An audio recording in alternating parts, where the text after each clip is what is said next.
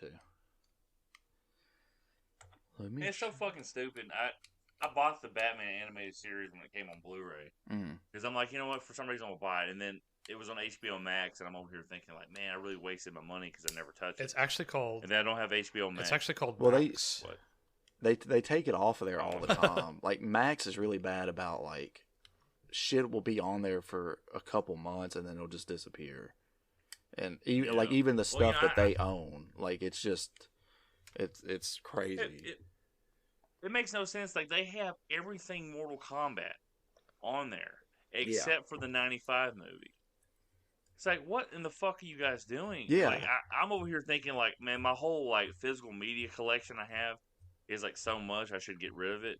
But now I'm thinking like, you know, one of these days our internet service may not like the government may just like shut the internet down. Dude, we won't have any access to anything. So I'm glad I have everything still. That's why I still buy physical games because you just never know. There's going to come a day where it's like, oh yeah, the digital fronts are being shut down, or you don't have access anymore, or whatever. So you know. That is true. Well, you know, Mortal Kombat 1, that's a sacrifice I'm willing to make. Mortal Kombat. Yeah, unfortunately, you can't do that really on PC anymore. Nobody makes fucking physical games. Yeah. All the indie games are digital and shit. So. And, a lot of companies are getting rid of the physical media, like period. Like Disney shut down their home video department, and they licensed it to Sony. The Sony to keep putting out physical media for them.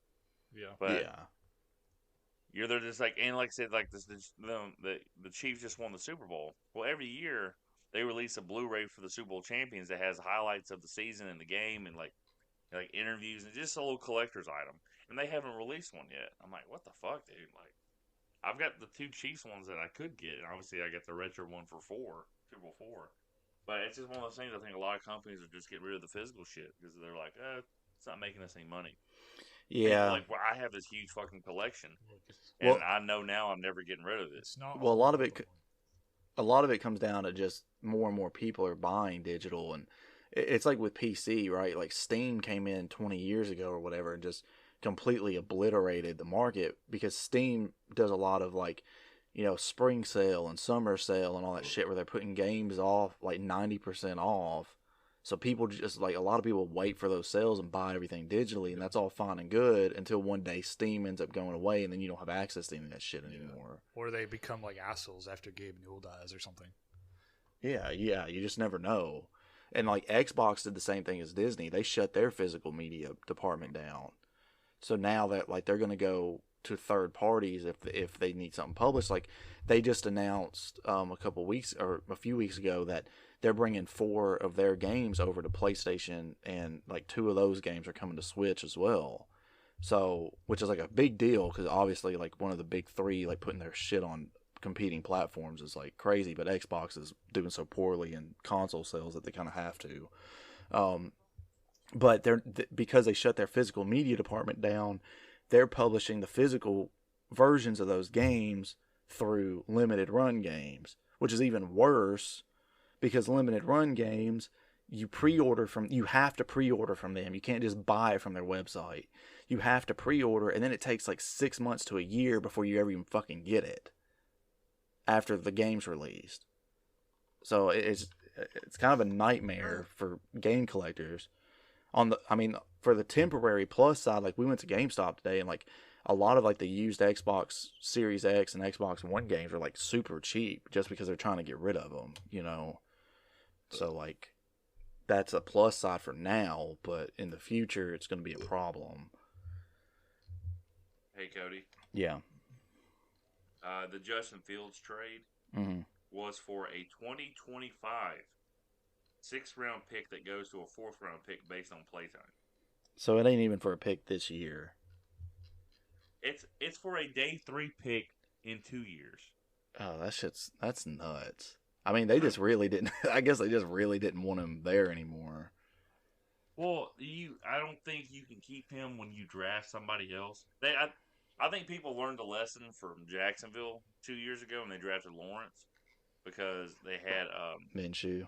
Oh, what's that little fucking guy? He's like Baker Mayfield light. What's his name? It's Minshew, right? Yeah, okay, there you go, Minshew. So they had Minshew, who was a 2019 7th round pick, And then they draft Trevor Lawrence first overall in 2021. And then what's his name? The fucking coach. God damn it. Fucking, you know who I'm talking about. He's a college coach who lasted 1 year. Doug Peterson. No, not Doug Peterson. No. Fuck. It was the guy right before him. I can't remember his name. The one that was like groping women, girls at a bar or whatever. Yes, fucking. Hold on, I'm not looking this up. Hold on a second. He was Ohio Urban State. Meyer. Urban Meyer. Yeah. There we go. So Urban Meyer was like, well, we're going to have a quarterback competition and see what happens. And he also signed Tim Tebow as a tight end. Yeah, I remember that. So it didn't work out, obviously, for them. And then they traded Minshew. I'm like, Trevor Lawrence is regarded as a generational talent. And, like, from a physical standpoint, he is a generational talent. Where Minshew was 6'1", 219 pounds, and barely had a strong arm. So they're like, so they traded him to Philadelphia for like a swap of picks, so that he could be a backup. And then, but it did nothing but like had like media, like weird media like attention. Like I don't think anybody in the media in National or Jacksonville were like, yeah, Trevor Lawrence isn't winning this job. Yeah, but it was just a weird thing. So I don't think they want to keep Justin Fields around when you know they're going to draft a quarterback. Yeah, I mean, I get it. I mean, this isn't even their pick. This is the Panthers pick. Right. They got lucky as hell to have this pick. They traded their first round pick to Carolina last year, and Carolina gave them this first round pick, DJ Moore, and a bunch of other shit. Yeah. And then the Panthers sucked so bad with the rookie quarterback that they ended up with the first overall pick that was given to the Bears. The Bears finished 7-10. And I guess they really didn't have many options if they wanted to trade him off, because like pretty much any team that may have been a good option for him to go to potentially be a starter was already taken. Because, like Falcons was the rumor for a while, and then it came out, Falcons want Kirk Cousins, and they got him. And then at one point, like, the Steelers were being talked about, but then the Steelers got Russell Wilson, and then it's like, okay, well, the Steelers aren't going to do it. And then, and obviously they ended up doing it, but, at the time, and then there's like, well, maybe the Seahawks will want him because they have Geno Smith, and they, maybe they want someone that could maybe be a little bit better than him, and then they sign, I can't remember who the fuck they signed. It's really fucking and then, weird. That's like, well, that's out of the question now. So, I guess it was really just, if they wanted to get him traded off, they had to just take what they could get, basically. Yeah, and they fucking, like, and what people don't understand is, like, Fields isn't a good quarterback. You weren't getting a second-round pick. You weren't getting a first-round pick for him. He's not a starting quarterback unless he's in the right system. And I don't think Pittsburgh is the right system. I think that I think players love Mike Tomlin, and he's a great fucking coach. Yeah. To get the most out of players. So I think he's the right coach. I don't think they have the right offensive system for him. Yeah. But the dude, he can play out of structure. Like, he can run around and throw. But if he has to stay in the pocket, he's fucking terrible. Like, I watched the Vikings game where the Vikings had Josh Dobbs throw 4 interceptions. And the Bears won 12-9. And Justin Fields was the starter. Yeah. Like, it's fucking just incredible to me that people think that, Fields is like some quarterback. He's going to turn it around. Like, dude, he's like the black Tim Tebow. I'm going to be completely honest with you. That's what he is. He's not like, he's nothing. It's fucking just insane. Yeah, when you picked this movie that I thought was a biographical feature on Akira Toriyama, and it's a biographical feature on Asa Akira. But technically, at the end of this movie, when Akira, when Takeo, what's the dude's name? Takeo. Tetsuya. Who are you talking about? Which the fucking the abomination at the end. Tetsuo. Tetsuo. Tetsuo created his own universe at the end of the movie, so that's technically Akira Toriyama creating Dragon Ball Z. Yeah. He's going into the alternate dimension. Tetsuo. Okay, when we get into this, I'm only glad this fucking plot was hard to follow for me. Am I the only one? Nah, I don't think so. I've seen a lot of reviews. It's not also only hard to follow for me, but I also think the parts that you can follow are like really corny. I I'm just gonna say I do not have a high opinion of this movie at all. Really? So yeah. I got a high opinion. Well, we'll talk about it. I got a high opinion of the art style. I think the animation is really good. It's like high quality, especially like this came out like my birth year, 1988. Yeah. So you're looking at like we just watched a movie similar time frame, All Dogs Go to Heaven, and this movie is like way better when it comes to animation. But the story, like I was having to read the plot as on Wikipedia as I was watching the story because I wasn't quite going on, and evidently this is an adaptation of a manga. Mm-hmm. And you like some of the reviews say you have to like have knowledge of the manga or at least read the manga side by side with the movie just to understand where the movie's going. Yeah. Because this shit goes like pretty fucking fast. I've never read the manga, but apparently they cut out a lot of shit that kind of explains, certain backstories and stuff like that to cut down, to shove into a movie. Honestly, that's like the only complaint I probably have is like the, like this probably would have worked as like an OVA series instead of a movie, but I don't know. When you say okay, I don't know that I'm familiar with that term. So You're talking about OVAs, like anime series, like OVAs in Japan are just like they're like kind of like direct to video movies, or sometimes they're like direct to video like anime series, and they can have like multiple episodes in an OVA. So you can. Usually they're not too many, but yeah, it was like Outlaw Star was one I liked. They had like 18 episodes. They only ran one season. Yeah. But yeah, that was a good one I liked. Obviously, the big anime I like, which is I don't think would fit underneath the thing, would be Dragon Ball Z. Yeah. Real quick, I know we haven't even done the intro. I was for some reason, I'm getting into an animation kick. I was saying off air that I've been watching the Batman animated show. And I've been watching a lot of reactions to Dragon Ball Z clips. But I like watching people's reactions to shit to see if it affects them similar how it did me. Like Vegeta becoming Majin, Vegeta doing his final atonement when he blows up and shit. When he tries to kill Boo.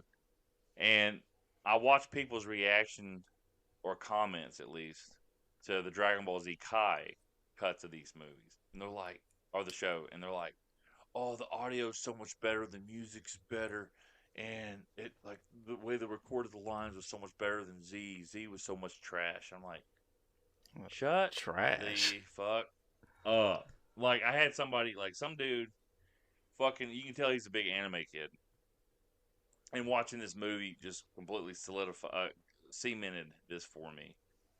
This dude was like watching the Broly transformation, the legendary Super Saiyan movie, the original one. Mm-hmm. And he was watching it. And in that movie, when they were releasing them, they would license music to put in those movies. That was like kind of badass. Like the Cooler movie and the Lord Slug movie had like Disturbed and Drowning Pool and a lot of shit that came out in the early 2000s, which was pretty dope. But with the Broly movie, they licensed music from like Pantera. And they have Pantera 10s playing when Broly's transformation. And the dude's like, oh man, it sounds so much more better with the Japanese audio. And I'm like, I'm not an anime fan. I'm a Dragon Ball Z fan, specifically Dragon Ball Z. Like, not Dragon Ball Z Kai, not Dragon Ball, not Dragon Ball Super. Dragon Ball GT is tolerable for me. I'm a Dragon Ball Z fan, and it's mainly because they Americanized the show so fucking much and put a fucking awesome musical track over it for American audiences. And people are like, oh yeah, that audio track's so stupid. I'm like, dude, shut the fuck up, man. Yeah, I mean, that guy's probably also the type of few people. That guy's probably also the same type of guy that's like, well, you gotta watch it with the subs, not the dubs, because I love Goku's Japanese voice. So it's like, dude, who voices Goku? You find you something, and I know I'm pretty like the few things in life I really like. I know I'm pretty pretentious about, but find you people that are as pretentious about the original source material for Japanese animation. So I find you somebody like that, and then have them fall in love with something that you like and have them defend it for you. Or have them become your lawyer. Shit. I don't know how else to put it. Goku's voice actor is like fucking 87 years old, like the Japanese one, I mean. What an Yeah. old ass motherfucker. Yeah. Well, and that show, I mean, Dragon Ball GT, like, not GT, Dragon Ball, like, was coming out in the 80s. You know, like, I think Dragon Ball to Dragon Ball Z was a 10-year run of continuous shows, like, no breaks from 86 to 96. That shit was on for 10 straight years in Japan. Goku-san. So, you know, which is cool, which is kind of cool if you think about, like, we had to wait. Cody will remember this, like, watching it on Toonami. You'd watch the first season, and all of a sudden, randomly the next day, the season would start over. You're like, I just watched this like a couple months ago. What the hell is it? And because they hadn't released the next season of the dub yet, Yeah. so you were stuck having to wait either a year or at least 6 months You'd come for home. the next season to get released on Toonami. You're like, oh, they're like, I remember when they finally released the Boo Saga. I was in high school, or not high school. I was going into college. I didn't even get to watch the Boo Saga like I wanted to. I'm like, damn it, dude, this fucking sucks. Like, I had to wait that damn long for it. You come, But you know, you'd come home. go ahead, Owen.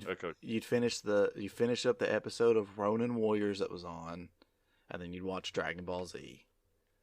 Or Dude, I'm older than you. It wasn't Ronin Warriors. It was Sailor Moon. Well, I was gonna say eventually it was Sailor Moon that replaced Ronin Warriors, because I think Ronin Warriors didn't have a very long run or something like that, and so, of course Sailor Moon became like very popular as well. But yeah.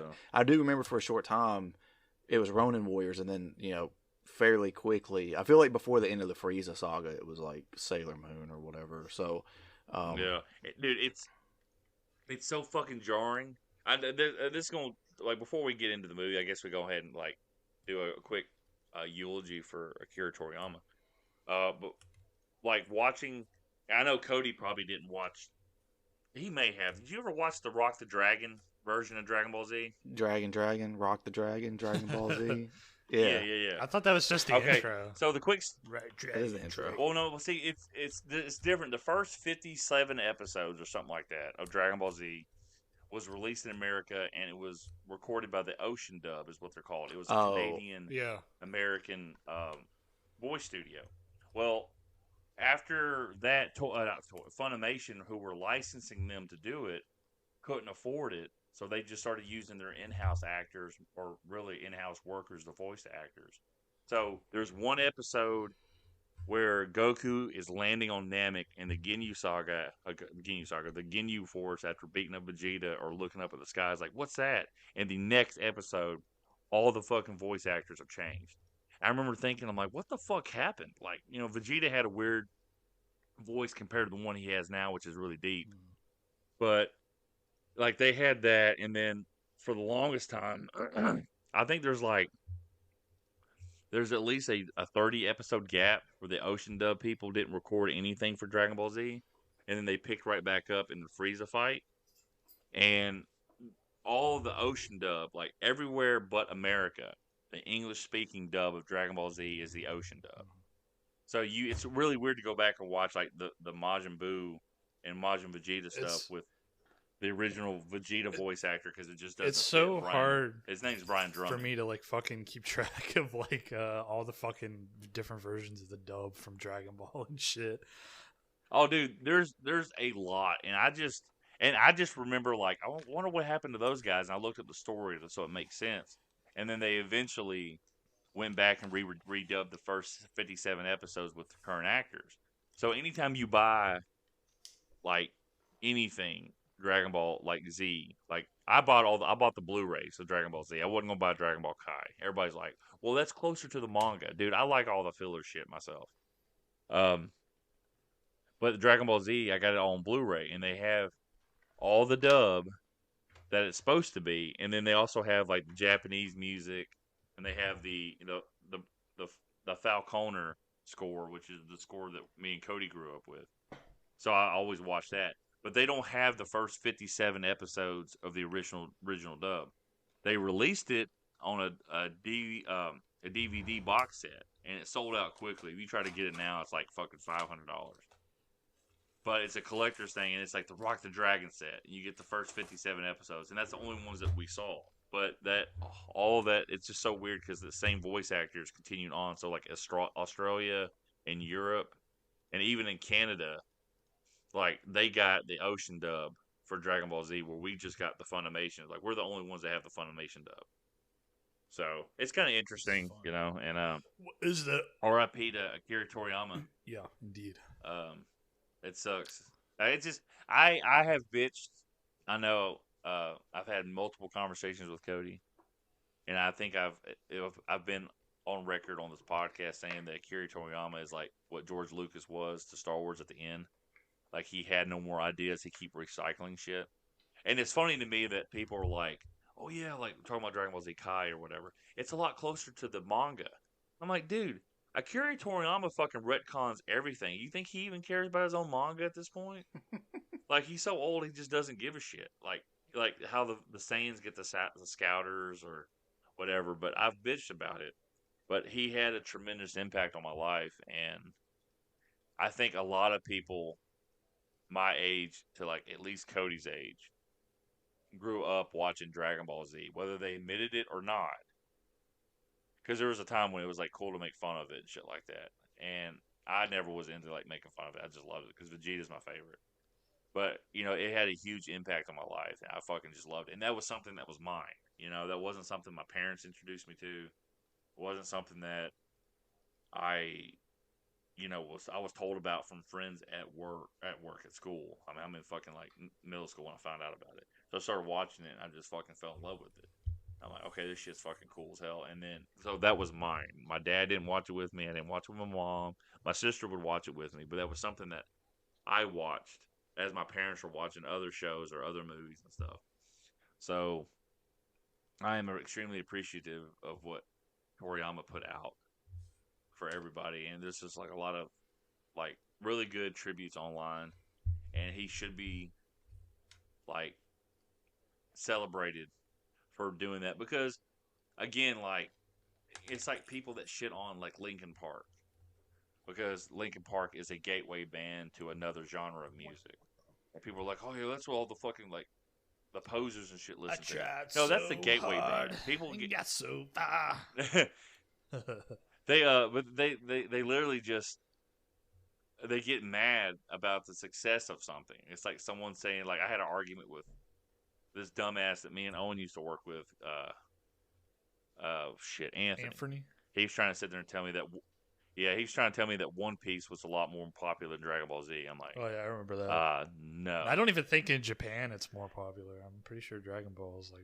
I mean, I think it's neck and neck. It might be a little more popular now because it's ran a lot longer. I mean, but you wouldn't have One Piece without Dragon Ball Z and its impact. That's the thing. It's a trend center. It's one of the big three. It's like when fucking, Yeah, and like it's like I was trying to tell Cody because I remember we used to have like discussions about wrestling, and he would say that Austin was a bigger star than Hogan. And I'm like, well, dude, Hogan was the bigger star in his company and then in another company. And if it wasn't for Hogan, you wouldn't have had what Austin did. Like Hogan was the trendsetter. So what comes first has to be celebrated. And to me, it is bigger because it's what I grew up with. So Dragon Ball Z, like I just remember it being excited for the movies to be released. Like the fucking Cody, I don't know what they're called. Like those big white VHS cases that the Disney movies used to come in. You know like the diaper cases. They were like like big puffy cushions, but I don't know what they were actually called. Yeah, I just call them the diaper. But you know what I'm talking about, right? The diaper case. Basically, they were made so little kids wouldn't throw them at other children and hurt anybody. Yeah, probably so. But I remember being like so like excited when they finally released the Lord Slug movie and the Cooler movie. Like that was the biggest fucking thing for me was the Cooler's Revenge was released because that was the one movie that fit in the timeline between the Android Saga and Mecha Frieza. I can't remember what they called him of the fans, but that was supposed to be in that 3-year period when he showed up. You watch the movie, it doesn't really fit, but I think that's one of Cooler and Broly are like the two movie villains that Toriyama would say like that there was enough room for them to be canon. You know what I'm saying? What? So, no love for Garlic Jr.? Dude, it's so fucking weird. Like, I didn't realize the Garlic Jr. saga, which is between Frieza and Frieza coming back, was completely anime filler.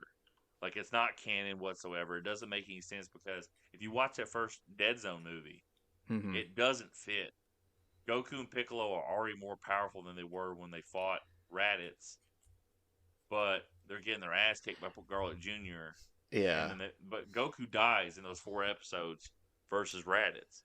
It So it it's is like, weird. It Like doesn't fit, but it is cool though. Like, I love that shit. I didn't Garlic know. Jr. is like a weird like fever dream to me because like I feel like I saw it on TV maybe a couple of times as a kid, and then as an adult, it's like no one ever talks about it.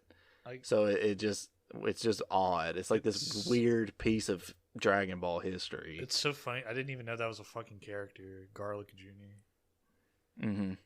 Yeah. Well, I mean, like all the I know Vegeta they're all is named after vegetable. vegetables and shit. I know, but I don't know. Yeah. Whenever I Well, hear a the new Saiyan, one, the thing, Saiyans are named after vegetables. yeah. Whenever I hear a new one, I'm like, Yeah. oh, okay. Well, here's the thing. It's crazy. Like the whole backstory of Garlic Jr. is his father, Garlic. That didn't sound funny until Owen was just talking about it. Garlic was opposing Kami to becoming the guardian of the Earth. That's how the backstory goes. That's how they portray it. Well, in reality, it wasn't Kami. It was the original Piccolo before he split into Kami and King Piccolo. And here's the weird thing. King Piccolo is the complete evil half of Piccolo. Kami was the complete good half of Piccolo. Kami becomes God on Earth. King Piccolo tries to destroy the Earth. He gets sealed away. He comes back. And then before he gets killed by Goku, he regurgitates an egg that's supposed to be his offspring, but also his offspring / reincarnation, which Dragon Ball Z does quite a bit. And it's Piccolo as we know him today. So Garlic was opposing the original Piccolo before he split in two. He got sealed away to the Dead Zone, and then Kami split in two. So you had the King Piccolo and all that other shit. I found out later on, I guess, according to the manga, Garlic Jr. was the reincarnation of his father Garlic, which doesn't make any fucking Got sense. banished to the Shadow Realm. But the Dead Zone. But what about his Italian? yeah, kind of like the Phantom Zone, the Dead Zone. What about his That's what it is, Italian like this half brother, fucking- Garlic Aioli? Hey, Pizza Garlic pasta. Aioli. Pizza, pasta, pepperoni. And then his cousin Onion. Well, it's like I love the Frieza family naming convention because you got like Frieza, King Cold, Cooler. I think Chillin is one of them. I think it's Chilled. Chilled, And there's yeah, another one, like, Chilled. Kurza is like Frieza's son or something like that. Yeah, it's like crazy. If you look at Frieza's design, he has this like his face is like his body's pink. He's got this like kind of white exoskeleton armor all over him that's attached to his body, but he has pink on his cheeks with lines going through him. You look at King Cold, he has different colored cheeks in his skin, but he has lines going through him. But then you look at Cell, who's a partial clone of Frieza and King Cold, and he has the cheek color too, but there's no lines. It's like his skin is pale with a bunch of green, and his cheeks are purple. Well, if you look at design for Cooler looks a lot more like Cell than he does like Frieza. So it's interesting that Toriyama reused the design for those characters like into the movie characters like Cooler or vice versa or whatever it is. And like, look at Raditz. Raditz looks like he has the same hairline as Vegeta. His hair looks like Vegeta, but it's just like 5 foot longer. Yeah. And you wouldn't think Raditz is Goku's brother. He probably look like Vegeta's brother if you look at the early visuals of it.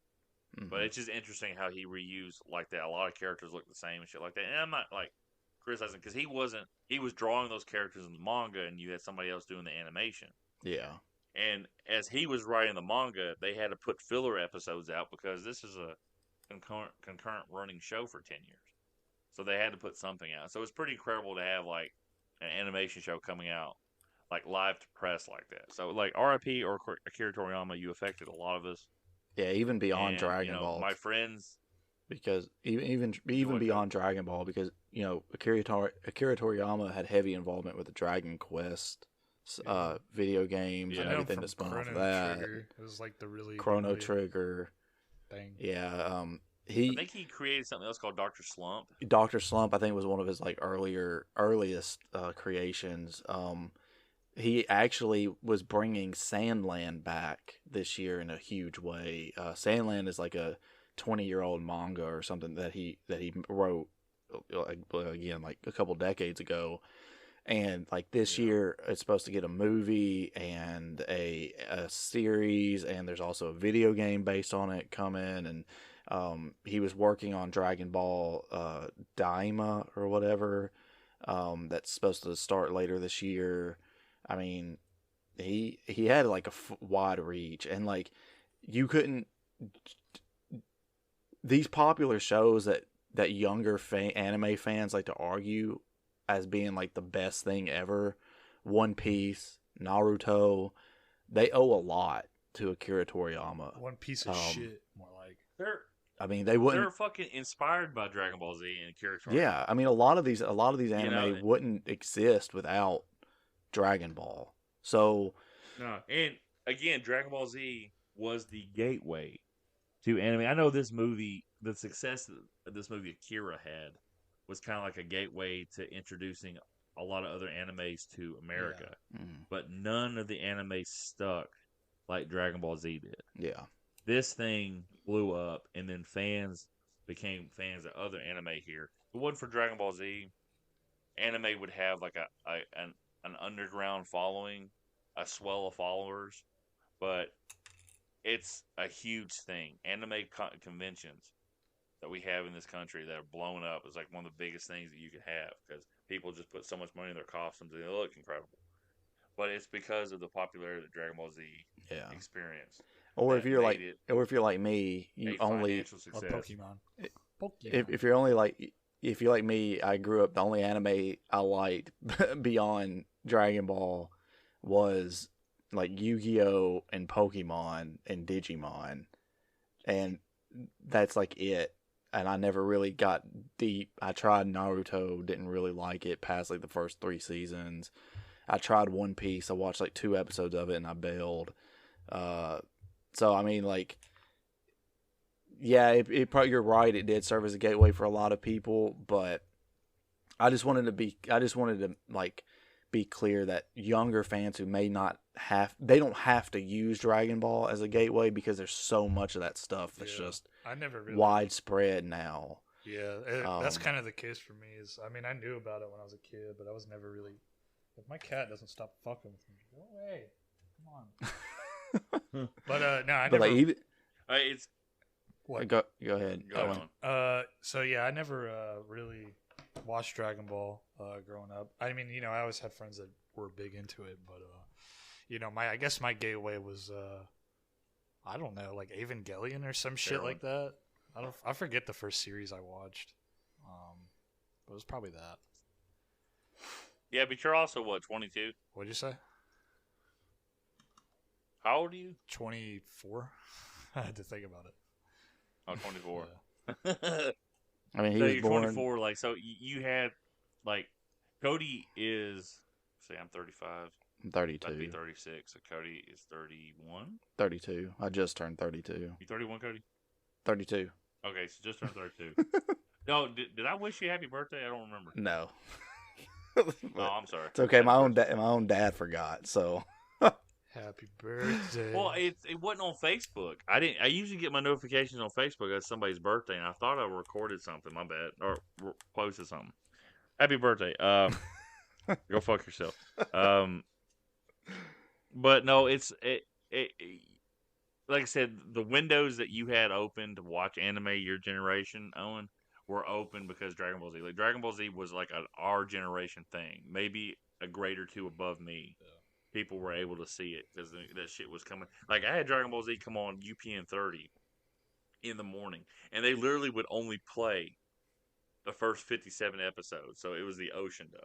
And then you had Toonami that was playing the Ocean dub, but also playing the Funimation dub when they got to that point, because they could go all the way to the Frieza saga before they released anymore. And they would release like 3 or 4 episodes on a VHS tape that would cost about $10 to $15. And that's how you would get the episode before they hit Toonami, because it would be, as a kid, you don't understand the concept of time, but it's like in the springtime when kids are going back to school, they're going to put the new episodes on. But they would release. That's how I knew they would release tapes. I had the Future Trunk Saga, which is like 4 episodes, on 2 VHS tapes, mind you. That's it. And I'd watch that shit, and I loved it. Like, I didn't care. I had the money spent on it because I wanted to see it because I knew, like, Vegeta and Bulma were going to hook up. I'm like, how the fuck is this going to happen? It blew my mind. So, you know, it's a huge thing. It's a money-making giant that other things may have surpassed at this point. But if it wasn't for Dragon Ball Z and Akira Toriyama, we wouldn't have this in the Western world. So, thank you, and RIP Akira Toriyama. Akira. All right, Owen. Let's talk about your Akira. Yes. So, in case you didn't read the title, or as they say in the movie, Akira. Akira. That's all they do. That's all they do in this movie. Just fucking yell at each other. They go. Tetsuya. They go. Fuck. Ohayou gozaimasu. Hajimemashita. Watashi wa Akira desu. Anyway, so in case you got lost in our fucking discussion, or you didn't read the title, we are doing 1988's anime movie Akira, released, like I said, 1988. It's the classic big anime movie that the boomers love. The Jap boomers and the American boomers, they love this shit. I don't think so. Sorry, the Japanese boomers and the American boomers love this movie. It's a lot of people from that era's like first exposure. I guess. I still think you're misunderstanding. It's Gen X. It's not boomers. Nah, they're boomers. Yeah. Boomers would have been like in their 30s by the time this movie came out. Shit is bussin', legit bussin'. Where can I find some of that Akirusi? Cody, Japanese people yell at each other all the time. It's how they talk in anime, at least. Mm-hmm. Yeah, because in the real world, I'm 99% sure it's not like that. Yeah, in the real world, they're too quiet. They're fucking scared of each other. So in their movies and shit, they always have to be yelling and stuff. Anyways, this movie was directed by Katsuhiro Otomo. It's adapted from the manga of the same name. Of course, it was unfinished when the manga wasn't finished when this movie was created. But I think it was pretty far along. It has a budget of 5.7 million USDs converted from yen, and it made a shitload of money. It says 49 million on Wikipedia, so we'll go with that. So I guess I'll start kind of with our creds. I guess we already kind of did our creds, and by cred I mean like what our weeaboo status is, in case any other weeaboos decide to watch or listen to this. So I have, because this is our first anime movie, so that's why I kind of want to, I guess, talk about that. So I don't know. I had a phase where I was big into anime, like when I was like 14 or something like that.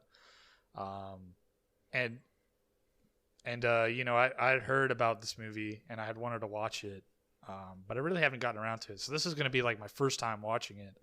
But yeah, I heard that this movie was influential in a lot of shit, and I've always liked you know, Japanese like cyberpunk type shit and sci-fi. So I figured we would give this a watch. I don't know if you guys have heard of this movie before, or have like heard anything about it. I guess I'll start with you, Cody, if you want to say anything. Yeah, I have heard of this movie before. I see it and hear it be talked about like, you know, it's one of the greatest anime films of all time, if not the greatest anime film of all time. I don't have a lot of anime film experience. For example, I've never watched a Miyazaki film. Oh, really?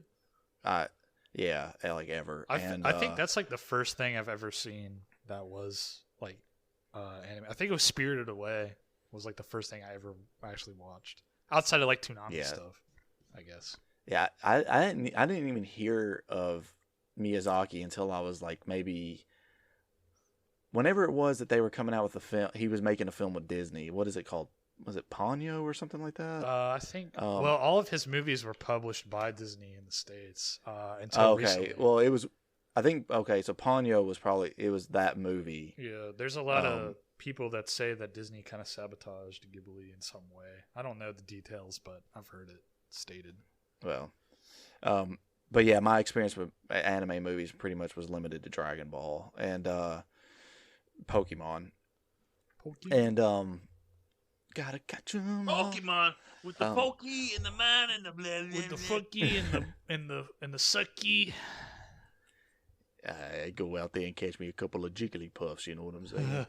A Squirtle. So, but yeah, so like I already mentioned earlier, like what my anime history is, and of course this is the first time I've ever seen this film, and generally I don't like it, which we'll get into detail more here shortly. But yeah, that's what I want to know. I mean, I guess I can understand, like, you know, if you had issues with like the plot pacing or some shit like that, because like I said, I think I said it earlier. That I mean, the animation is good. I can see how the animation was influential, to future anime. Yeah.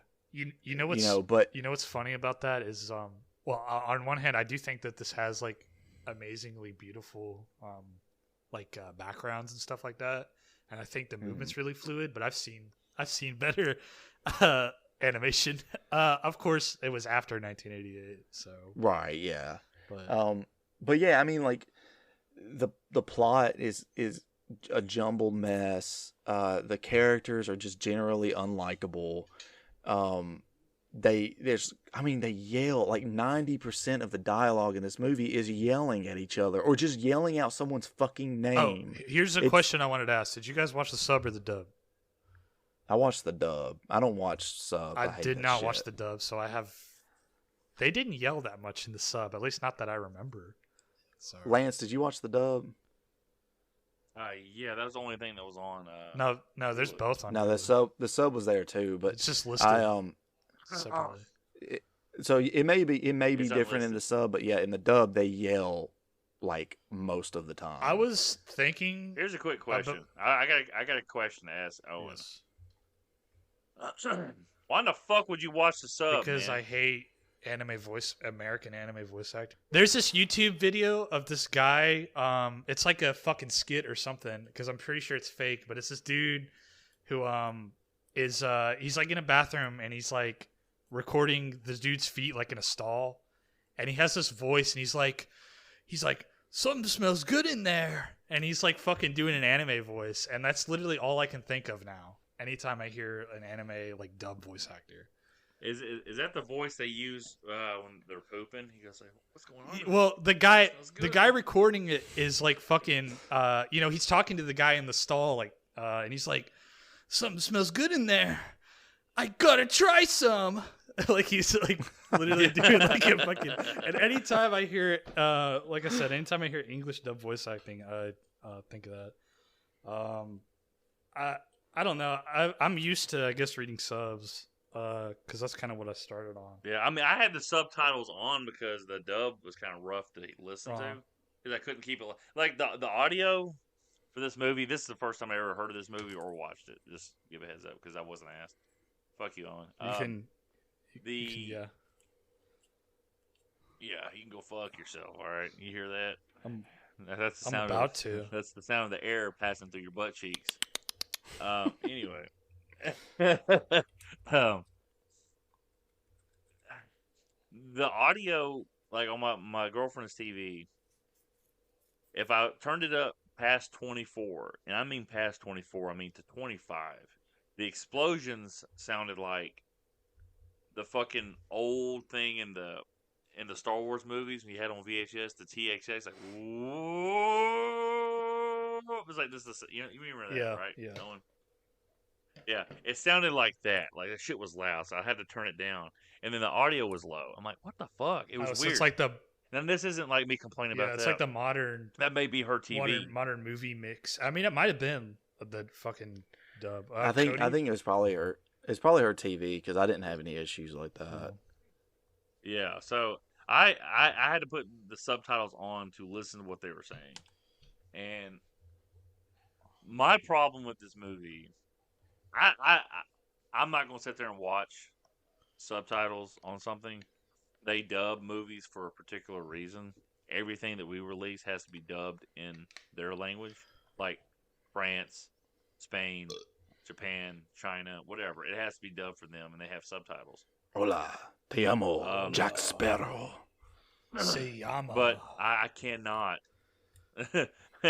I cannot watch just a subtitle of a Japanese movie. I don't, especially for somebody I don't have a passion for. Now I watched we talked about like 30 minutes of Dragon Ball Z on this. The Super Android 13 movie and the Broly movies. I watched the original Japanese cut of those movies because somebody had a VHS of them, and they had American subtitles. So I'm like, oh, okay, so I could follow that. But I'm not emotionally connected to this movie. I don't have a respect for the source material, so I don't care to do that. So I was gonna watch the dub. I don't have a problem with the voice acting of American because it is kind of hard to translate Japanese emotions through the words to American emotions. What is the proper way of doing it? And the attitude of American voice acting for anime is kind of dumb. Is another pretentious thing of the anime fan culture here in America. Yeah, Owen. Yeah, sorry. It's this movie to me. It's yeah, no, yeah. So it's like, yeah, fuck you. But don't get me started on the Chiefs. I'll turn into you. It's fine.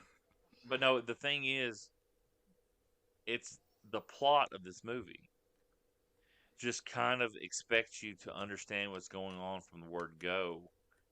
Like, I didn't want to spoil the movie for me because I have a habit when you guys will like suggest the movie. I will pull up the Wikipedia because I'm reading the production notes and stuff like that, and I'll go to the plot and try to follow the plot as I'm watching the movie. But sometimes if I'm fucking bored, I'll skip to the end and just read the plot, and I'll be like, okay, I'm gonna finish watching the movie, so there's gonna be no surprises. I read the last line of the plot on Wikipedia, and it says Takedo. Is that what his name? Takedo. Tetsuo. My bad. What's the fuck are the little tacos called? Taquito. Yeah. So Tetsuo. It says that he was put. The last line of the plot says Tetsuo is in another dimension and he creates a new universe. Now, watching this fucking movie, all you hear is "I am Tetsuo," and then a bunch of light, and then the credits roll. You would not have fucking known it's like that. really Just watching this fucking movie. like the ending, yeah, it's like so the details I got from the plot on Wikipedia saved my interest in this movie because I'm over here looking at it and I'm like, okay, is this movie 2 hours and 4 minutes and it's going to feel like in like an hour and a half, or is this going to be like a hard 2 hours and 4 minutes and it feels like I'm watching the 10 Commandments on 2 VHS tapes from like 1966? And it was the latter. The 10 Commandments. Yeah, I don't know.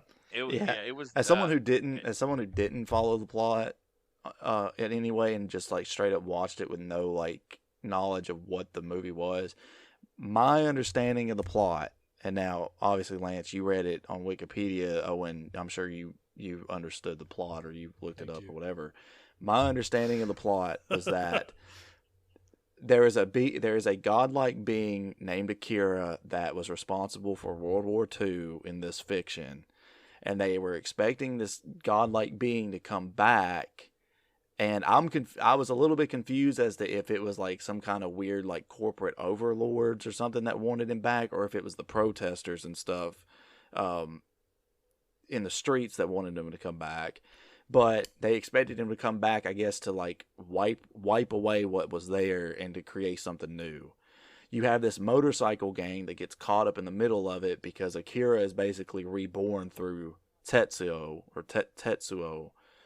And then they are trying to save him while also get rid of Akira, because obviously Akira is going to like I guess they're afraid that Akira is going to not only kill him but just kill everybody, which he does Akira does, I guess.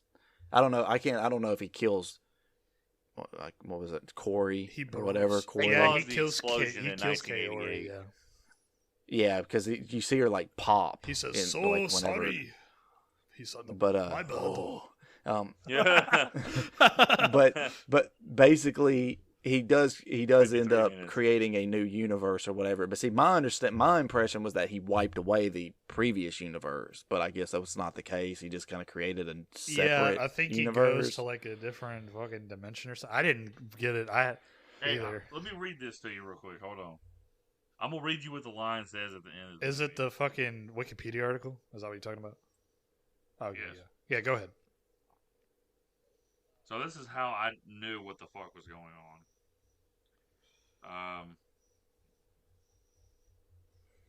So after consuming most of all right, it's so fucking weird, dude. So those kids who are like old people, but as kids, are called the Espers. Yeah. They revive Akira to stop the growing mass, which the growing mass is Tetsuo. And reuniting with his friends, Akira creates a singularity, drawing Tetsuo and Kanata into another dimension, because Kanata jumps in there. The Espers teleport Shishikashima to a safe distance as a singularity destroys Neo Tokyo in a mirror of Tokyo's previous destruction. They agree to rescue Kanata, knowing that they will not return to this dimension as a result. In the singularity, Kanata experiences Tetsuo and the Esper's childhoods, including his and Tetsuo's friendship and the Esper's psychic training before Tokyo's destruction. The Espers return Kanata to Neo Tokyo, informing him that Akira will take Tetsuo to safety, and that Kia is developing psychic powers. Okay, is developing psychic powers. Yes. Onishi, the scientist, witnesses the birth of the universe, but is killed in his lab's destruction. After consuming most of Neo Tokyo, the singularity disappears and water floods the creators left in its place. Mourning Tetsuo's loss, Kanata discovers that Kia and Kaya, I guess, have survived, and they ride off into the ruins while Shishima watches the sunrise. At an unspecified plane of reality, Tetsuo introduces himself and triggers the creation of a universe, finally transcending the limitations of human existence. Transcended. That does not fucking commute with anything I fucking watched in the movie. You just hear him say, "I am Tetsuo," and you see a bunch of flashing lights. Like, what the fuck? I think it's supposed to be like the Big Bang Theory, the show. Our whole universe was in a hot, dense. Like I said, if we The had Zynga. prior knowledge of the manga, I feel like if you had prior knowledge of the manga, you would think this movie's Yeah, fucking but I don't incredible. think the manga was over by the movie, so I don't think they had this ending. It's like a different ending or something because they wrote it after. Let me explain what I. Yeah, they probably thought it's confusing. This as is what I got because I went in blind as well. So, I got hurt. I got a sexually transmitted disease from. I don't know. Fucking Tetsuo looks like a sexually transmitted. Yeah, disease when he he's turns into exploding. the fucking Heyo. baby, the baby, the big A baby. big baby. He's like, "Help me!" It's so funny. Like, this dude is such a whiny bitch in this movie.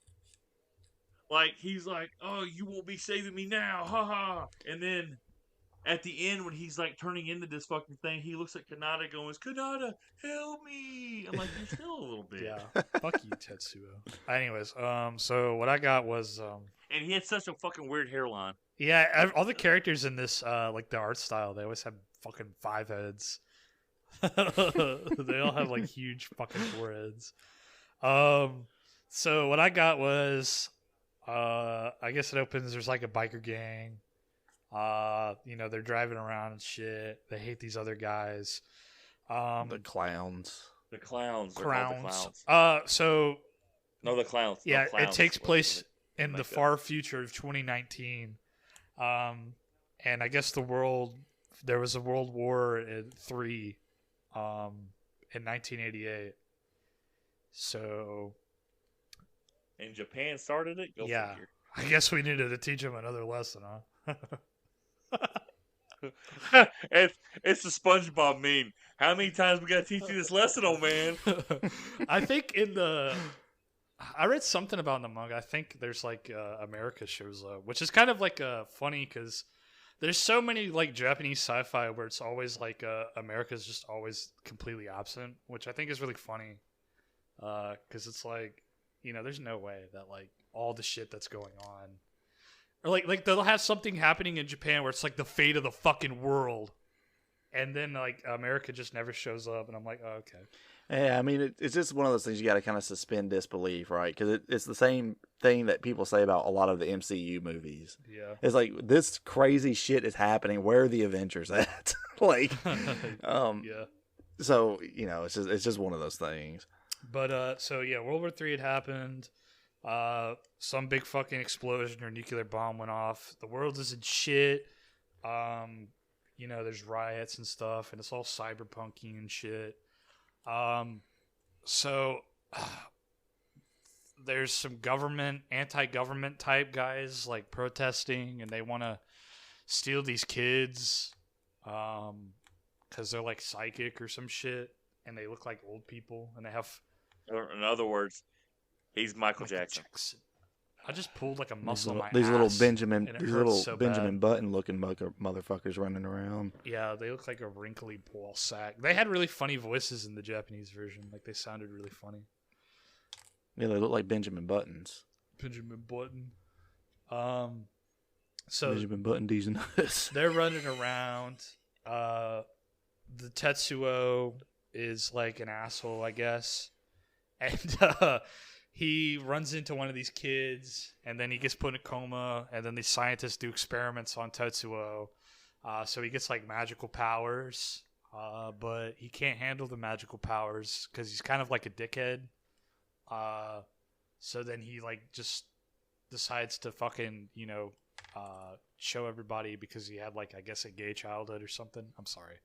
He had a fucked up childhood, and was mad that Kaneda, the main character, was kind of like one-upping him all the time.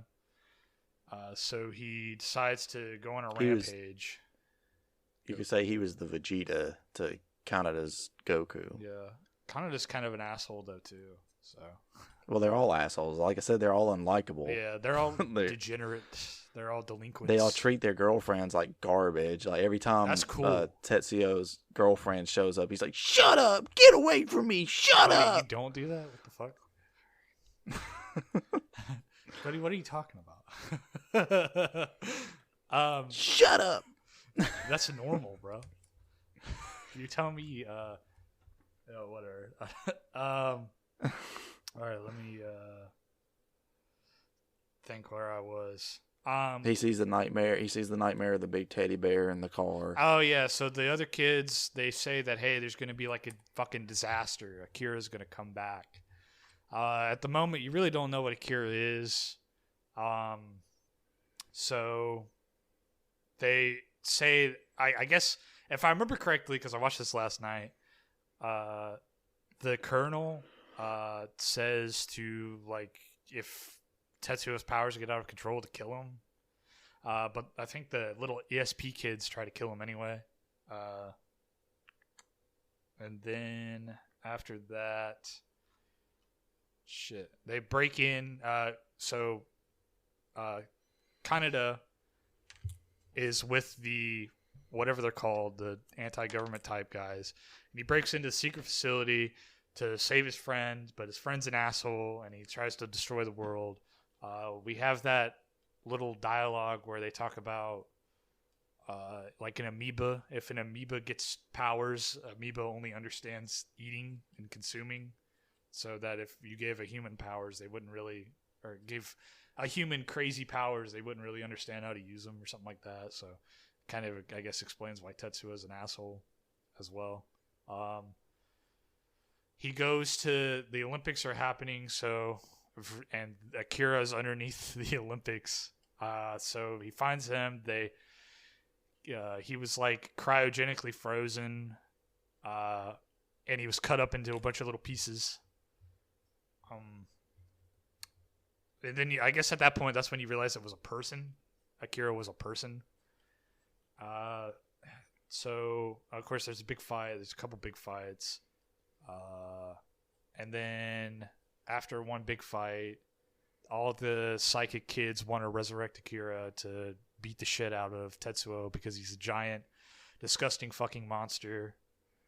And then they do that, and then you see their childhood, how the government, I guess, experimented on them or whatever. And I guess Akira was supposed to be the most gifted of the kids, and, you know, somehow he blew up the world, and that caused, I guess, WW3. There you go. That's the story. See, I didn't even remember that there was another. See, when I finished the movie, my thinking was that Akira was the giant blob monster that was being reborn through Tetsuo or whatever. So, like, I didn't even understand that part. Like, he couldn't handle his powers. These powers are too crazy. But yeah, I don't know. I liked the destination. I mean, there were parts where I was confused, and I mean, like, you know, I didn't necessarily know what was happening as it had not been explained. Like, I didn't know what Akira was until, like, you know, you eventually kind of figure out what he is when they open the shell. That's the problem with this movie. Was there a ghost in it? You Ghost don't in know. the shell, yeah. I mean, it explains it at the end. I mean, they show you who Akira is, but I don't know. The only thing I thought was confusing was just the abstraction at the end where, you know, they do the 2001 thing, I guess. I don't know. I mean, I can see definitely how it's confusing, like, because I feel like, because I've said it earlier, that it's like they... You feel like a woman? Sorry. Because it's like they took, you know, I think it's like an 8-volume manga and put it into one movie. So yeah, I mean, I get how it's pretty, you know, it's a 2-hour movie, but like the plot kind of, you know, moves like kind of rapidly. So yeah, it's at breakneck speed. Like I said, there's parts of this movie that I was interested in, but and I hate to sound like this fucking person because it's like the Godzilla versus Kong movie. Everybody likes that movie because everybody likes Kong. But the movie before that, which is just as fun, Godzilla King of Monsters, was this Godzilla versus King Ghidorah.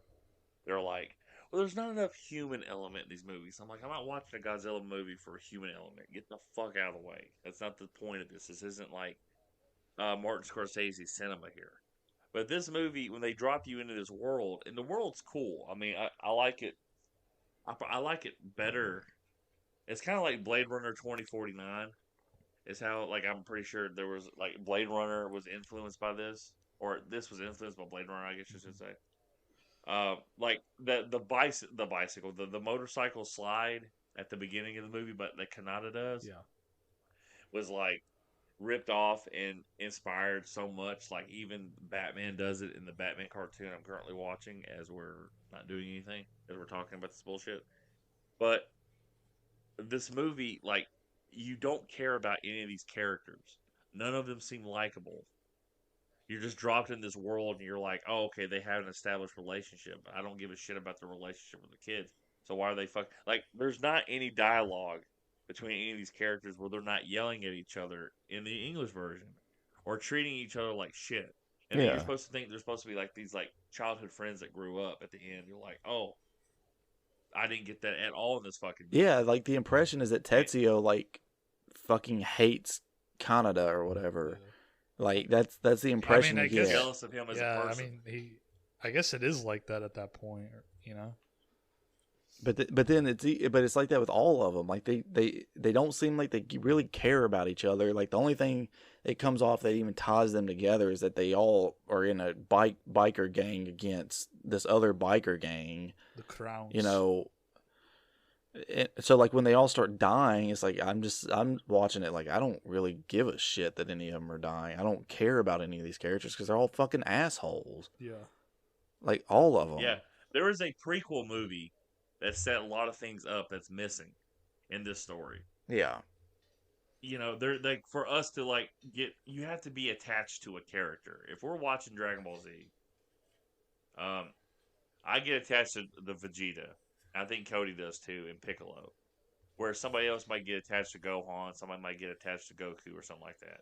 This movie, there's no one to get attached to give a shit about this character. This feels like we got dropped into chapter 4 of a story, and we watched chapter 4 to 8. And that's the hard part about it. If the movie had more to it, or if there was 2 parts of this movie, like a prequel to this movie would be interesting to see the rest of the story, because obviously it's too much story to put in a 2-hour movie.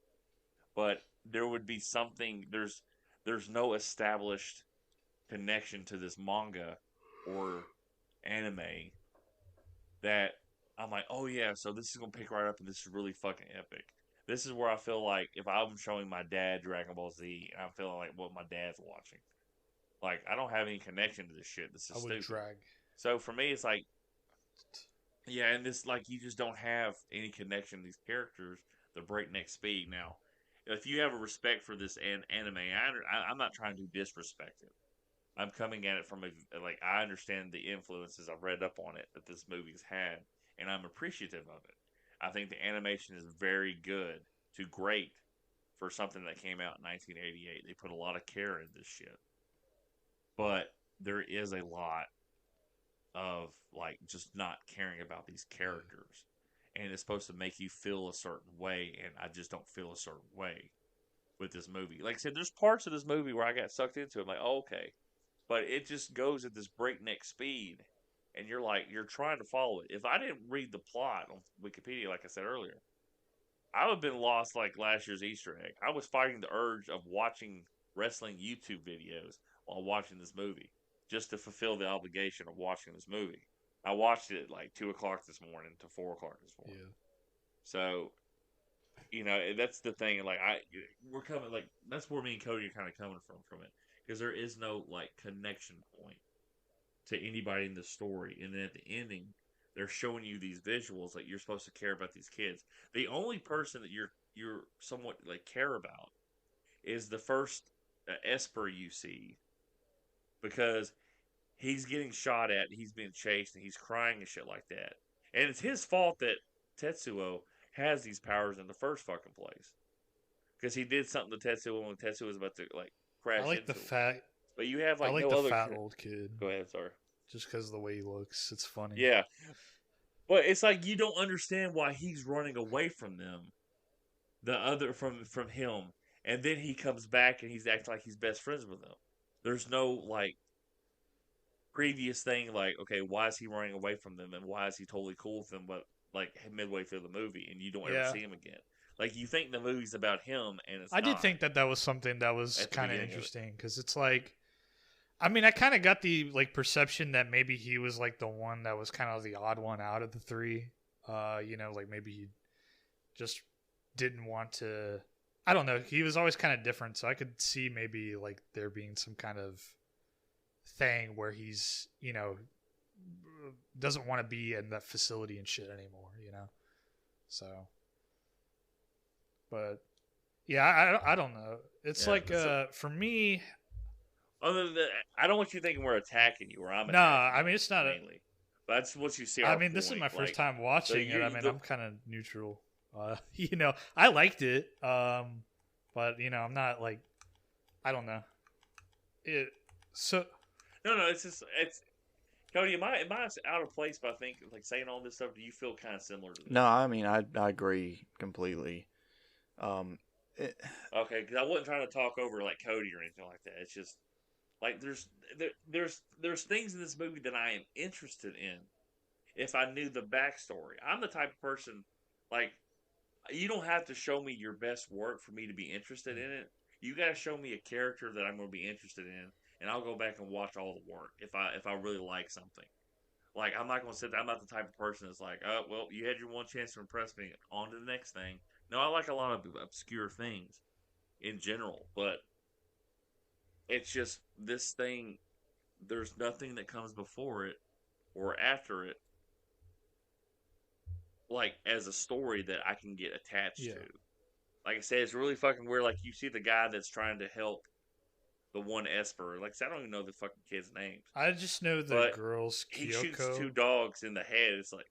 Takashi? Yeah. And, like, but it's like... Yeah, maybe one I of them's think Takashi. the one you see first is Takashi. I don't remember the fat one's name on the chair.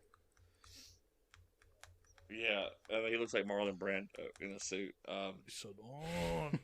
But like they shoot the dog. They shoot the dogs at the beginning of the movie, and I'm like, well, damn, that sucks. Like the fuck, you see the dogs get shot through the fucking head. Like what the fuck? But yeah, I know you do. You fucking piece I of like shit. so I don't know, it's easy for me. There's some movies where it's like I don't know. I'm a simple man. If I like I like sci-fi and stuff and I like gore and shit. And I like cool shootouts and shit. So if a movie has that, it's pretty easy to win me over. So I don't know. I enjoyed the journey through it, I guess. I liked Canada. Oh, Canada. I don't know. He was kind of like Oh, Canada. he was just a little like biker shithead. I don't know. Sometimes I like asshole characters. It's easy for me to. I mean, that's fine. In my opinion, that's fine to have asshole characters, but they don't need to just be complete assholes or be like, even like, my mind goes to another piece of biker fiction, Sons of Anarchy. Like, the majority of those characters in that show are complete shitheads, but they have redeeming qualities about them that make you root for them even when they're not really being great people. Yeah. And like this, I just think that, I mean, they're not like fucking, I mean, they're like petty criminals, but they're not like, they're not. The clowns are they're just asshole, people, but they're not raping. Well, yeah, but they're yeah. I mean, I'm not saying that, but I'm just saying like they're not likable because like they really don't seem like they even like each other. Yeah. To be honest. Yeah, and they kind of treat. It's like it's like they didn't have enough. Another thing too, I was just thinking like if you. It's like they didn't have enough time to really flesh it out almost. Yeah. Well, here's the thing I'm gonna show you right now. If you switch that flashback scene at the end of the movie where they show the kids what they're going through, and then the World War III blow up, and then you see Kanata and Tetsuo, like that quick scene of their childhood. If you put that scene at the beginning of this fucking movie, I think it changes a lot for me. Because I'm like, okay, there's some establishment. They don't establish anything. They don't establish a main character in this fucking movie. Like, Kanata is supposed to be the main character. He does not have as much screen time as Tetsuo. And Tetsuo, it's just, I don't know if the aesthetic of his hairline is distracting. He's got a Vegeta head, dude. Vegeta has at least a widow's peak. This dude has no hairline. And he didn't have a hairline when he was 5 years old either. But if you just see those flashback scenes, like, this is a 2-hour fucking movie. Give me 20 minutes establishing these characters at the beginning of this movie. And then play the rest of the fucking movie out. Just rearrange it. I would like the movie a lot better because it's like, okay, I have something to grasp onto.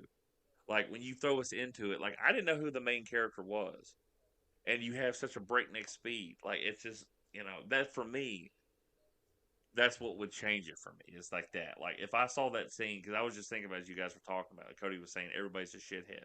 Like, the one good thing you see in this movie is Kanata gives the action figure back to Tetsuo when they're children because he fought the bullies that were beating up Tetsuo. Yeah, I agree. They should have at least put that flashback of Tetsuo in the beginning. I think it would have probably helped the structure.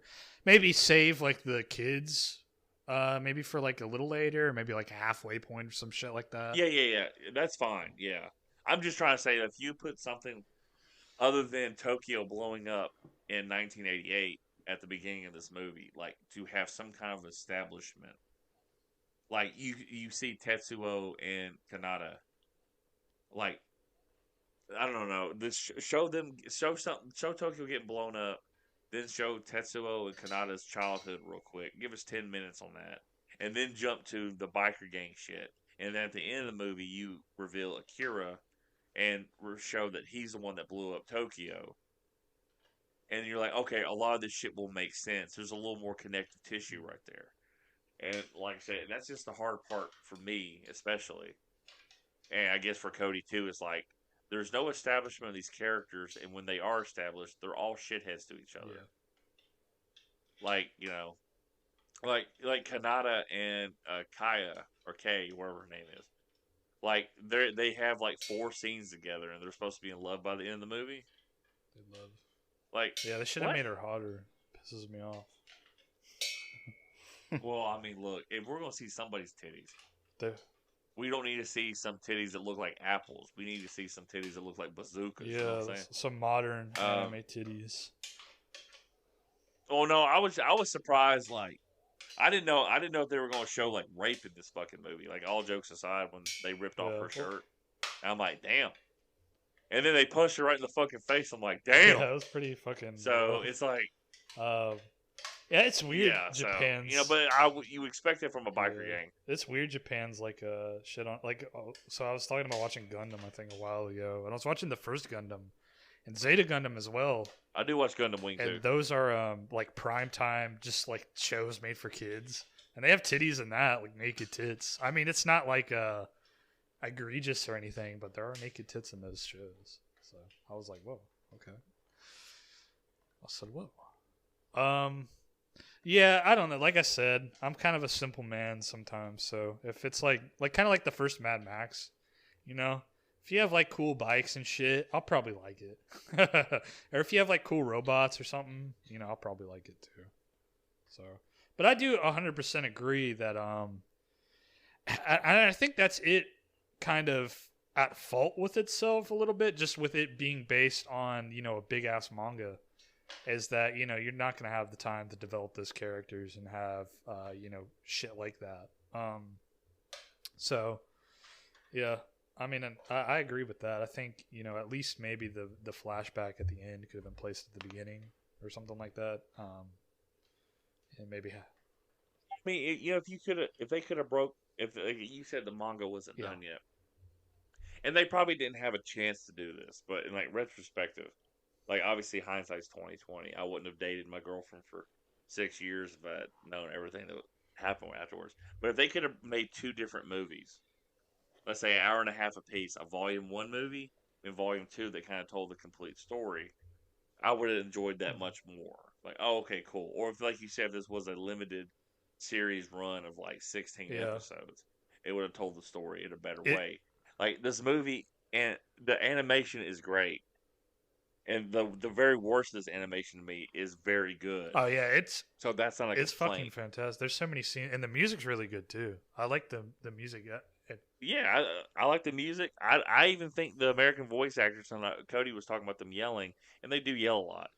I think that they did the best they could for something that come from 1988, because there is a lot that's lost in translation between like an Asian language versus an English Yeah, language. Like I work with somebody, Rolando, who's Filipino, and obviously he can speak American and stuff like that. But there are like things that are lost in translation when I say something that he has to think about for a minute, because it's like, I guess the English language is just trash when it comes to, like, we have like 5 words that mean one thing, Brody, and um, it's one of those things like with this, like I don't have a like the complaint, like everything about it, and I think like the story that they put together, it does fit. It's not like it's jarring to an effect like, well, this doesn't. It's not like you see some girl got to be about to be raped, and then you see a Barney dinosaur saying, "I love you, you love yeah. me." It's not that bad, but Sorry, there's I pictured that in my head. yeah, but yeah, so it's not jarring like that. It's just like, okay, guys, hold on to your seats, and then fucking just 0 to 80. Now, Cody will get this reference. You didn't watch the movie, Owen. Cody, in Mortal Kombat Annihilation, remember when they got those big metal balls and they went from 0 to like 200 miles an hour? Yeah. That's what this plot of this movie is. It starts out and then boom, you're just going. You're like, okay, here's this character, but what about him? It doesn't matter. Keep going, you know.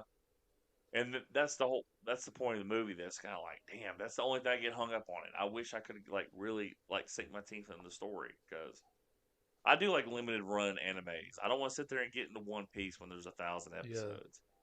You know, I've watched all those episodes of Dragon Ball Z because, you know, I grew up with them, so I can go back and watch them. But you know, something that's 17 episodes like Outlaw Star, it's a perfect little anime series to watch. this would be something like that, like just if it's a limited manga. But Well, the Cowboy Bebop. it just loses me, man. I hate it. Yeah, I'm a Cowboy Bebop. I know people talk about that, and Gundam Wing. Like I used to watch Gundam Wing growing up. Yeah, there's some. Um, I still have to watch the Gundam OVAs, but those are what I was thinking. Stardust Memories in particular, it's like when I was thinking of just anime things that have like really good animation that I would say would probably rival this. I'm thinking of Stardust Memories, like that OVA series is so beautiful. People shit on it because it's like a Top Gun ripoff, but with the Gundam. But it's really beautiful. yeah, and like Gundam Wing, I kind of got lost. I watched a lot of like I would say a lot. I say a good chunk of the show, and then they released the Gundam Wing movie Endless Waltz, so I watched it. But I was getting lost with the Gundams because the movie at some point you had 5 scientists that made 5 Gundams, but before that they made one Gundam, and that Gundam was Double Wing Zero, and he had like these fucking huge angel wings and shit like that. It's fucking massive. But one of the Gundams was Double Wing 01 or something like that, and he looked like a stripped down version of that big Gundam. So I was confused as hell when I saw one Gundam and I saw the other, because all the other Gundams go through like these huge like glow ups and shit like that. One of them has these big devil wings. It's really cool looking and shit like that. I can't remember. I remember the fucking numbers of the Gundam because I haven't looked it up in a while. Gundam. But yeah, so it's just like one of those things. And Gundam's like, at the same time that's coming out, they have the Japanese version of Power Rangers coming out. You have big Zords and shit like that. So everybody loves fucking huge metal monsters. Like this is a universal language people don't seem to understand. It's like great. Godzilla is a universal language. I like Gundams. So it's just man, I wish I could have liked this movie though. Like I didn't want to sit there and watch it and go, yeah, this movie fucking sucks. I didn't go in with a pretentious attitude like, oh, this thing has a 91 on Rotten Tomatoes. I can't wait to shit on it. I'm over here thinking, okay, this is going to be a fun, easy watch. And there was a few parts that I'm like, okay, that was cool. That was fun. But everything else is like, what the fuck is going on? Let me reread this real quick. I'll pause the movie and read the plot real quick just to understand what the fuck is going on and hope that whoever wrote the Wikipedia article wasn't like on acid or some shit like that, like this plot was. Yeah. Shit. What was I gonna say? I don't remember. But yeah, the animation in this shit is really good. I saw how they made it, and it's like fucking. It's all cell made, which means they like draw it on those little clear, see-through pieces of paper and shit, and there's like. Take a picture of each one. It's really fascinating. Yeah, this movie does look really fucking good. So you could probably, if you had like a cell of one of the backgrounds, you could probably make that like a background on your PC, and it would look awesome. So, but yeah, I don't know. Like I said, with the story and stuff, it's like I'm pretty easy. If you have cool shit happening, I'm here for it. If you have riots and people getting blasted with machine guns, like the way that one guy does, I'm like, hell yeah. It is funny. Like there are funny little shots at the beginning of the plot, like the riots. Like somebody will yell at a cop, and the cop will just look at them and then just blow them. The one guy comes like, out of the clouds. The cop turns and just hits him with the fucking grenade launcher. Yeah, it's just fucking funny as hell, dude. Like, some of that shit's funny. I feel like the guy who is the colonel and then the Ryu guy, their face looked too similar, and one just had more hair on his head. Yeah, they do look... Like, they both had mustaches. They look exactly the same. They're like both twin big brothers. As fuck, too. They're, like, fucking the size of 2 freight trucks put together. Yeah, here's another thing I'm kind of confused about. Like, maybe you can explain it to me. The little guy that looks like Yoda that was funding the revolution or whatever, why did he pull a gun out and shoot Ryu? I missed that completely. I didn't feel like rewinding to the first, 10 seconds. So I don't know how it's stated in the English dub. I assume it's similar, but he was like... So all the fucking, all the militaries coming to basically arrest and detain, all the normal civilian government guys. And in a very Japanese way, they're all losing their shit and killing themselves and stuff. So he thinks that the military ratted him out as being the head of, like, he thinks that Ryu, the leader of the resistance or whatever the fuck, ratted him out as the leader of the guy who's funding the resistance and shit. So that's why he's trying to, like, run away and shit. That's why he blasts him. It's just interesting to me because I was like, I saw the dude show up in a tank. I thought it was the military coming to get the guy. But then it was Ryu, and the dude, I get distracted by the dude's teeth anyway. Yeah, he's like a little rabbit or something. Stick out like a beaver. Yeah, I was like, Jesus Christ, dude. He's got a fucking weird hairline, too. It's just, so that part was kind of confusing to me. And, dude, like, I don't know if this is just, like, my brain is rotted from, like, video games and stuff like that. Like, when you keep hearing the guy's name is Ryu, and it's not Ryu from Street Fighter, I'm completely, like, just out of it. I don't care. I'm like, this isn't Ryu. What the hell? Okay. Like, I feel like before I jump into, like, the Friday the 13th movies like I've been talking about, I feel like I should make us watch the Street Fighter 2 animated movie. It's only like an hour and a half, but it's pretty fucking good for a video game animated movie. And it's Japanese. Oh, yeah, I heard that was pretty good, yeah. So, it's really good. They got awesome, like, American music and shit. Like, they have Alice in Chains and Korn in it. Like, and we can watch the live action movie. Yeah. Like, I heard the live action movie is fucking terrible. It is.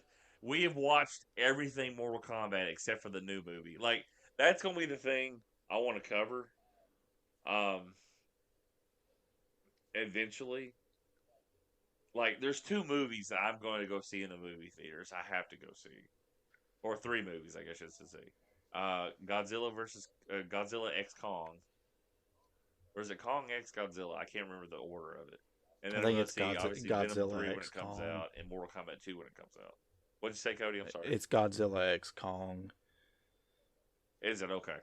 Yes, I'm going to watch it. I'm going to watch Venom 3, and I'm going to watch Mortal Kombat 2 when it comes out. I know it may come out on streaming. That's cool. I got to go see it for it because those. But, Cody, you've been extremely quiet, man. Do you have anything else? I'm just curious. Like, was there anything in this movie that piqued your interest in the story itself? Not really. I mean, this is. Is there anything you liked? Well, like I said earlier, the animation itself, I mean, is decent. It's good for the time, but also, like you said, I mean, there's obviously been better animation since. I was actually a little disappointed, I guess, because what little knowledge I had of Akira, I thought that maybe it'd have more of a focus on like the cyberpunk aesthetic, and it didn't really have a huge focus on it, I felt. But I don't know. I mean, it's one of those movies, I guess it's kind of been on my list of things I needed to get around to watch it eventually, and it's done, and I'll probably never watch it again. Yeah, I like the cyberpunk shit too. It kind of does, like, it's a bit of a bait and switch in a way, because I feel like the culture around this movie is definitely the cyberpunk biker gang type shit, but it's really mostly just about, like, crazy ESP kids and, like, fucking monsters destroying the Tokyo. Monsters. Yeah. Yeah. So. Yeah, it's like I said, it's pretty. Like I said, I do like it. I'm not a type of person when it gets into supernatural, you kind of quote unquote lose me in the story. I love supernatural shit. Obviously, we spent 30 minutes talking about Dragon Ball Z. So when the kids and Tetsuo were fighting with their psychic powers, I kind of like that shit. I ain't gonna lie to you. I know it maybe sounds like kind of corny or like childlike. Yeah. I think that shit's kind of cool. I think it's cool when I thought it was weird when the kids were trying to kill Tetsuo, and they manifested themselves as a teddy bear, a car, and something else, and they're bleeding milk. Yeah, for some reason. They're bleeding cum. And then they have a chance to kill. They have a chance. Yeah, it's like, ugh.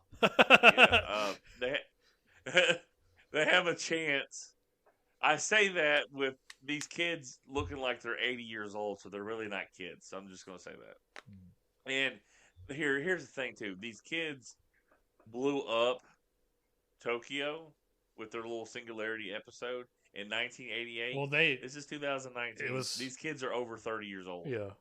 Oh, okay. I thought you were gonna make. Okay, so, I thought you were gonna make a different point, like them not being able to go through with it. No, I'm trying to make a point that I'm not a pedophile here. Okay. So,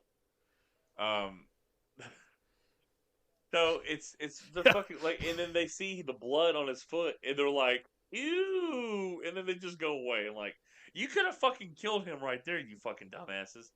They were scared of him, bro. I liked that sequence. Yeah, but cool. he didn't have. Yeah, it was a cool sequence, but they didn't.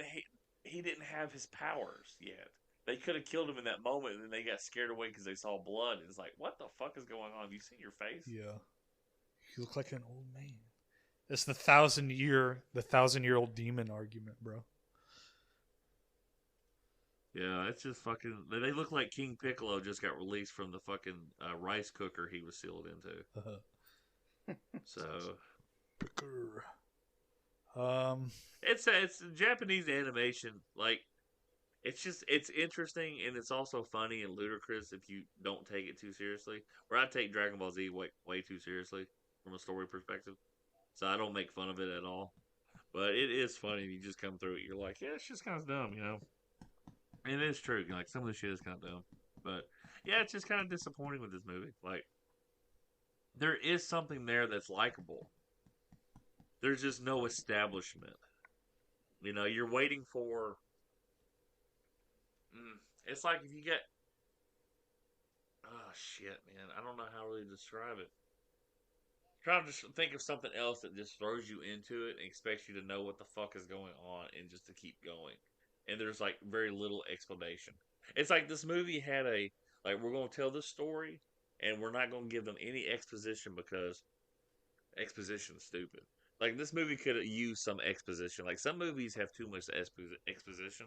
This movie could have used a little bit more too. So I'm just thinking about ways that it would have appealed to me more versus what we got. And I hate acting like that. I'm not trying to act like this movie was shitty. Because there's a lot of hard-working people that put it together, and it is influential in many ways. There's something there, and it's lacking, you know? Yeah. And I'm doing my, like, fucking roundabout talking where I'm like, I'm close to a point, but I don't even know what the fucking point is that I didn't like it at. It's just, I didn't like it from the word go, and we needed, like, that one, or a couple scenes of Tetsuo and Kanata at the beginning of this movie to establish them, and then they're in a biker gang. Not 10 minutes before the fucking movie's over with, and you're just distracted by this monstrosity that Tetsuo has become. And they're showing you all these flashback scenes, and you're kind of thinking, what the fuck is going on at this point, you know? So. Flashback. Yeah. Apparently they're supposed to be making a live-action movie adaptation. Yeah, that was like announced in like 2016 though with Tiger Waititi. Yeah, Waititi. Like, that movie's gonna suck if it's him. Taika Waititi. Yeah, he'll put like a fucking funny goat. They're gonna change all the actors to be like white dudes. The fucking main guy's gonna be named Chuck. He's gonna be. Yeah, well, you know, Warner Brothers. I think they're the ones that own this adaptation, and they put it on hold because hold on, my microphone just dropped. They put it on hold because Tiger Waititi was doing Thor Ragnarok, which came out in 2017. So he's probably been working on it since 2015. So we're going on probably close to 10 years that this thing has been in the plans to be made. It's probably never going to be made at this point, live action. Yeah. And I guarantee you they're not going to put a hour and 45-minute movie together that's going to make more sense than this 2-hour movie that didn't make any sense at all. And it'd probably suck 1,000 times worse. Yeah, because it's Warner Brothers, and they don't know what the fuck is going on. Chuck son. They're gonna release the movie and then be like, oh wait, you want the rest of the story? But you got to pay extra for that. We're gonna microtransaction movies because we can't make money the old-fashioned way. They'll have Leonardo DiCaprio as the main character. He'll be like, "Look, guys, I'm in Tokyo." well, we need to like this movie plays out, and in the movie, is Leo waking up on the beach like he did in Inception, and he just turns at the camera and goes, "I am Tetsuo," or some shit like that. That's all it is. No, they change his name. He'd be like, I'm Pete. No, I'm Terry. Yeah, I'm It's, Terry. Tetsuo, it's Terry. He's like, no, Terry, Chuck. Two street hoods. No, what's in funny Neo-Tokyo. if we're like if we're thinking about it, like Tetsuo. Hey, Cody, who's the Skarsgård kid who played in The Crow? Bill. Cody. It's Alexander Skarsgård or some shit. No, I don't think it's Alexander. I don't know. Damn it, my Can you hear phone. Hold on. My Sure. computer's like, oh, we're going low. Oh shit. Oh, well, I'm pretty much. I don't. Can you hear me Okay, now? yeah. Yeah, my AirPods are dead, I guess. Okay. The Skarsgård in The Crow is Bill. Okay, so Bill Skarsgård could play Tetsuo, looking at his hairline. So you know. Anyway, I guess we go ahead and finish this up. My computer's about to die, if you don't mind. yeah, I'm done.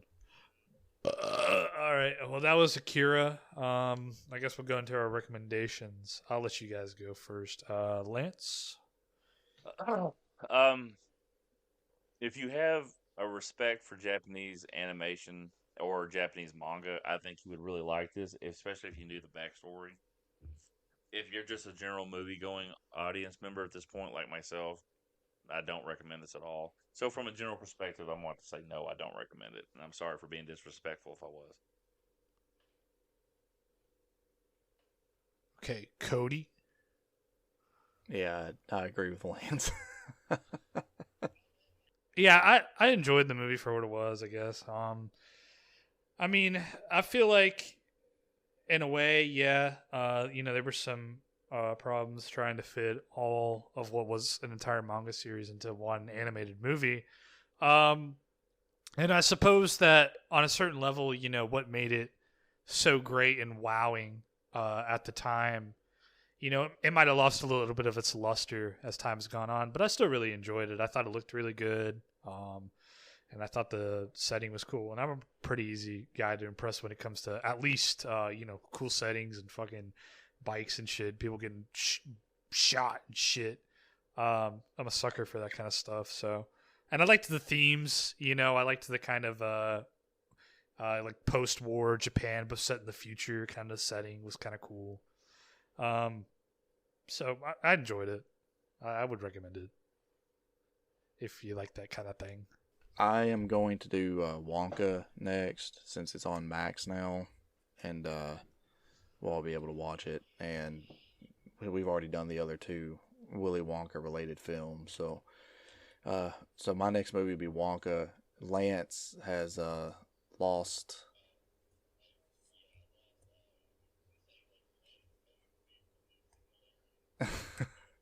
Lance is coming to us from the singularity now.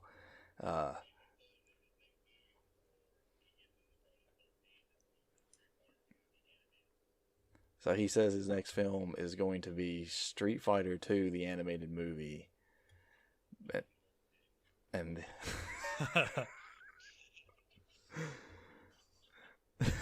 that's just a little.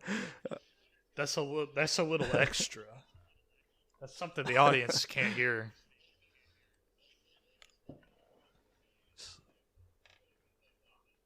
It's a little too extra. So yeah, and I'm sure Owen doesn't have any idea what his next one's going to be. It's going to be Barbie.